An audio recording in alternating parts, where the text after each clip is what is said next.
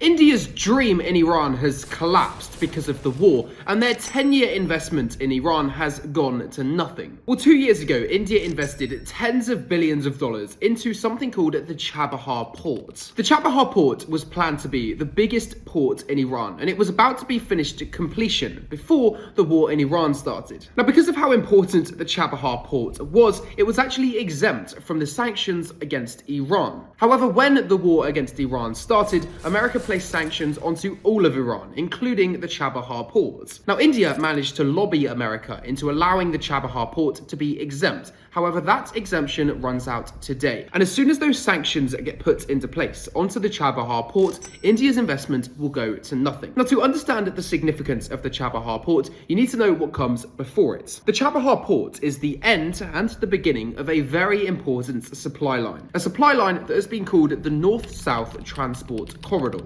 Instead of sending cargo on ships around the sea, which takes ages, Russia built a railway from St. Petersburg all the way down to the Chabahar ports in Iran. It goes through many countries to get there, however, it saves Russia billions of dollars and weeks worth of transport. This means Russia and Iran can do more trade and make more money. India, though, wanted to capitalize on it, and a few years ago, they decided to turn Chabahar, the end of that railway, into a port. It was already a port, but India wanted to invest in it and make it bigger so that it could supply the world. And this meant that India could join that north-south transport corridor and have a fast way to send materials from India up to St. Petersburg. It also allowed them to connect to all the other countries that the railway goes through, which usually you wouldn't be able to get to. However, now, because of the war in Iran and the American sanctions coming into place on the Chabahar port today, it seems that this is the end of the road for India's dream in Chabahar, and they will not get the benefits of the north-south transport corridor.